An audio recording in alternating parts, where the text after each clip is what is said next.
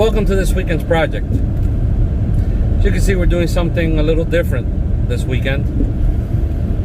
Something that's been really on my mind lately. And on a lot of people's mind as well.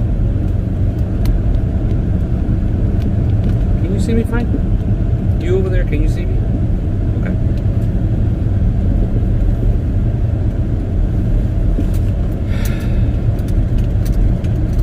What's going to happen to our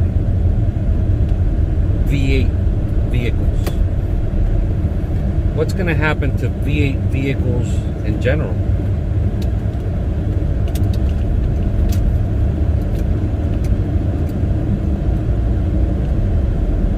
I've been doing a lot of thinking and a lot of researching.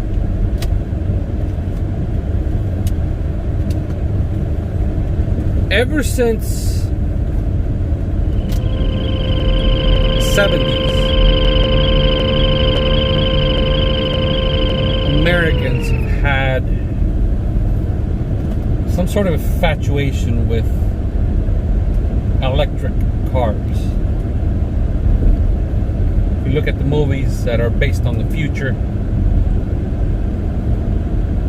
they either involve some sort of alien or some sort of electric car.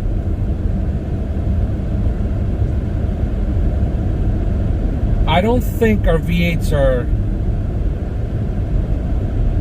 going to just disappear. However, in the next couple of years, 2024, 2025, 2026, all auto manufacturers will stop producing V8 engines. Not to say that obviously your semi trucks won't still have your big diesel motors, but someone like me, for example, who uses this Lincoln Navigator to pull my RV, what are we gonna do when these V8s just start fading out? Are we just going to have to stop being involved in recreational activities because none of us are going to be able to afford the electric version of what's able to pull these big boats or recreational vehicles, etc.?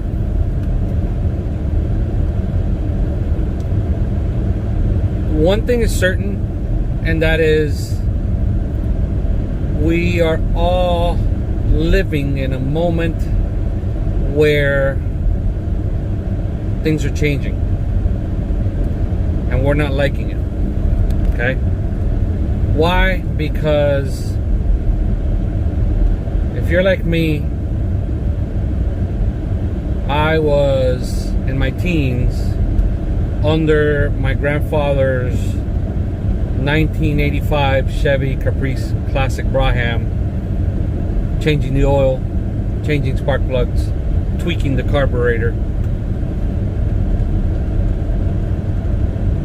I grew up in a house where every car was a V8. My mother owned a mid-80s Mercury Cougar, early 80s Mercury Cougar, for maybe a year before she begged my father to please put her in a V8 because that was power. Everybody wanted power. My grandfather in the early 80s owned a late 70s Buick LeSabre, which was a beast of a car. I mean, those were cars. A lot of things go through our minds when we think V8s and what they once was, and where the vehicle industry was heading in the late 90s, early 2000s versus where it's heading now. In the mid 90s, Ford, for example, did away with the 5.0 liter engine and came out with the 4.6 liter single overhead cam in the Ford Mustang, Ford Crown Victoria, the Econoline vans, their pickup trucks, and they put the 4.6 liter dual overhead cam engine in their Lincoln Mark 8. Later to tweak it a bit and end up putting it in the Mustang Cobra. Those 4.6 liter modular engines, don't quote me, do your research. They are good for 400, 500, 600,000 miles. Why would you discontinue an engine that is so good? That engine also was very economic for a V8. If you look at the miles per gallon on a Lincoln Town Car, for example, or Ford Crown Victoria of that era, they did 17 miles to the gallon in the city and 29 miles to the gallon in the highway on a V8. And we're not talking about a V8 that was underpowered. They were very healthy, very potent V8s, 4.6 liter. 5.4 version of the same modular engine was amazing. And currently in my Lincoln Navigator, this is what I have. I have a 5.4 liter dual overhead cam. This can pull a house, literally. I don't know what the plans were. I'm sure with the technology, Ford could have very, very well made those modular engines to be way more economic as well towards mid 2000s, but instead they opted to change things around and go with the 5.0, discontinue some other V8 vehicles, and make your Ford Fusion, Ford Taurus, Lincoln MKS, MKZ, like the one I have. They're much more popular flagship vehicles, making it a more 4-cylinder and V6 prone car manufacturer. Same goes with Chevy. Chevy, it hurts because I grew up on a Ford, but primarily Chevy household. Again, my grandfather, Chevy Caprices, Buicks. My father owned a couple Chevy vans in his lifetime. Chevy Silverado. Quite a few Chevy trucks. And the Chevy of today, can't compare it. But back to the V8 thing. I bet most of you don't know that in 2020, the governor of California passed a law that by 2035, no, and by no, I mean 0 auto manufacturers will be allowed to sell any kind of gasoline-powered engines, vehicles. In other words, every single brand new car that is sold in the state of California from 2035 and on must be electric. Other than California, you've got New Mexico, New Jersey, New York, Massachusetts. You've got quite a few states that are following suit, and they want to put into play the same practices. Zero emissions, 100% electric by 2035. Our vehicles, our V8, our 8-cylinder cars, I think are still going to be around. This is 15 years from now, 13 years from now. A lot of V8 vehicles will still be around. Question is, who will be able to afford the gas in these vehicles 15 years from now, when I can only suspect gas will be at $7, $8 a gallon? I think there's a plan behind this. I don't think it's a national plan. I think it's a worldwide plan. Stop. I'm not a conspiracy theorist, but I do think outside the box. I don't just think it and research it. Go online and look up Australia V8 laws, V8 future plans. They are also phasing out the V8s on other vehicles, on their Holdens, on their, Australia has some badass V8 cars. And they're going to be gone. Europe, they've already phased out most of their big engines anyway. Can't recall the last time Europe made something big other than for their commercial use. I have a friend of mine, former friend of mine, who is extremely socialist, and I remember she told me on Facebook about a year ago that all these huge F-350 owners, or these owners with huge F-350s that have no reason to have one, shouldn't own one. That's a tough pill to swallow. Okay?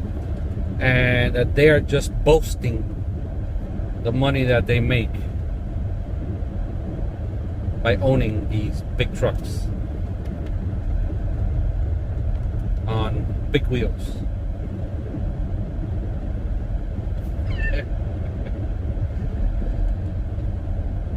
Listen, I can't afford one. That is a given. I would love to afford a big F-250. I probably wouldn't lift it. I'd probably keep it mostly stock. But that's a matter of taste. I think the lifting is a fad. I think it'll go away with time. But it gives you an idea, the mentality, the indoctrination, where it's headed with these cars. So unless I have some sort of recreational vehicle, boat, or for business, a trailer, with a bobcat on it, or with some sort of construction equipment, or maybe I'm a landscaper, I should not own something with a big V8, because it is the mindset of our newer generation that we shouldn't own these.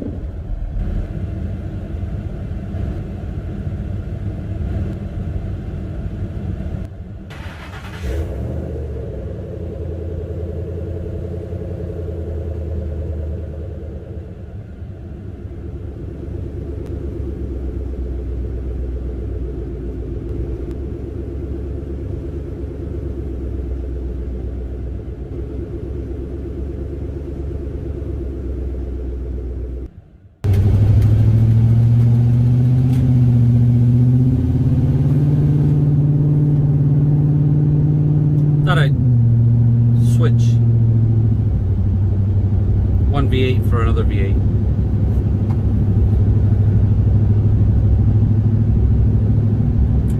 For those of you that are concerned about what's going to happen to the V8 engine and what's going to happen to our V8 cars, at the end of the day, it all comes down to us, the consumer. The auto manufacturer is 110% doing away with the V8 engine. Free drinks in the house. So it is up to us to keep those V8 engines alive, the ones that are out on the road. I, for one, plan on keeping my vehicles around for a long time. The only V8 I have that I plan on restoring in further videos and probably end up selling because I want a Lincoln Town Car again is my 12th generation F-150. I don't have a need for it, but it's going to be substituted for another V8. And I want a good Lincoln Town Car to put away, just like I'm doing with this Ford F-150. Because even at $7 a gallon, 10 years from now, I want to own one. I want to say I still own what was once the flagship Lincoln of the early 2000s, and I want to own what from 1997 to 2003 was not just the top selling truck in the United States, but the top selling all around vehicle in the United States. I am a huge fan of Ford, Chevy, and Dodge. If it bleeds red, white, and blue, it has a spot on my driveway. Dodge 2025, Dodge 2023. 2025 Dodge will come out with their all-new electric hot rod, as they're calling it. So for 2023, they're going all out with their last V8s. They're even coming out with a rolling chassis for those of us that love to drag. Oh, not that kind of drag. This kind of drag.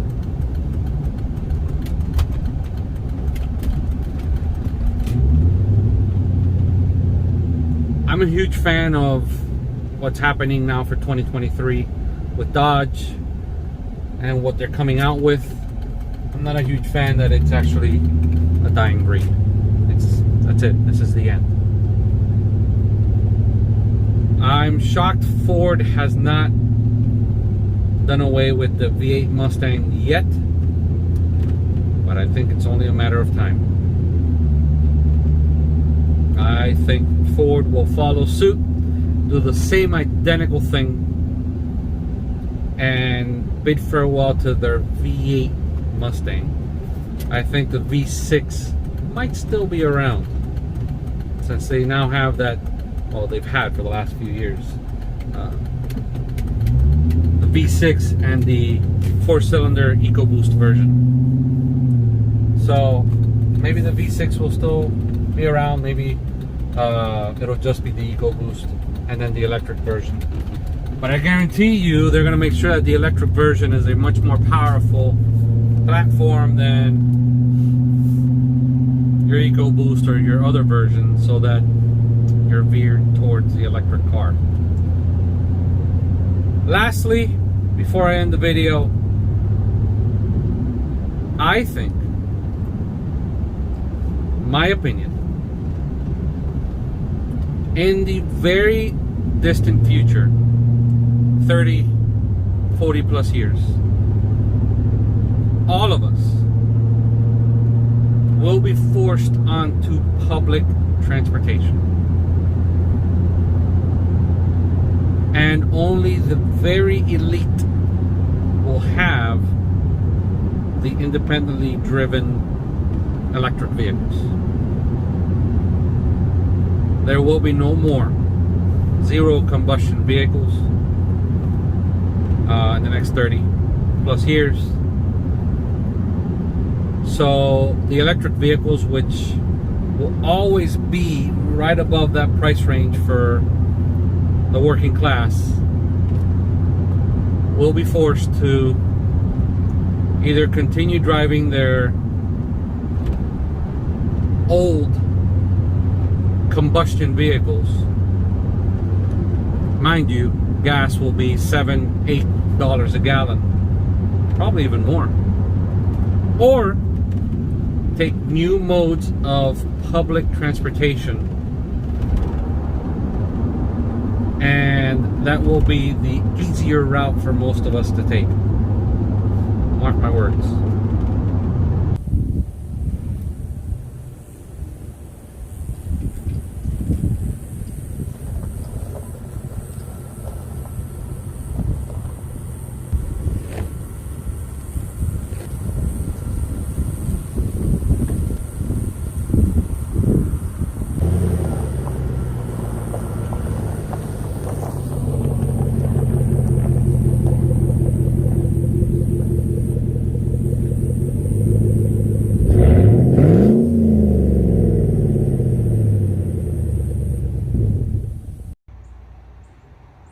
Thank you for watching this weekend's video.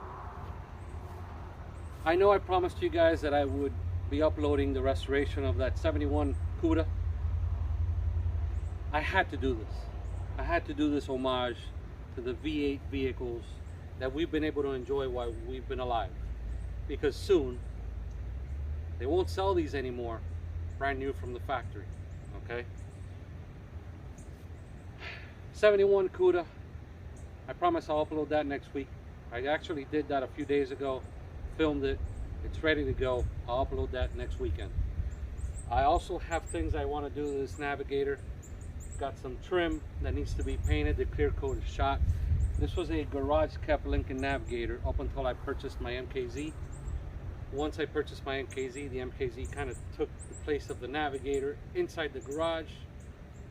Sun has beaten down on it a little bit outside in the last year and a half, so I need to fix that. Obviously, a lot is to come to this one as well, and I've got to paint the back bed lid on this truck. It's disgusting. It's been like that for years, and it's time I do something about it. I also have to fix, I promised you guys that, so I'll be doing that as well. Again, thank you for tuning in every weekend. This wouldn't be possible without you guys. Long live our V8s.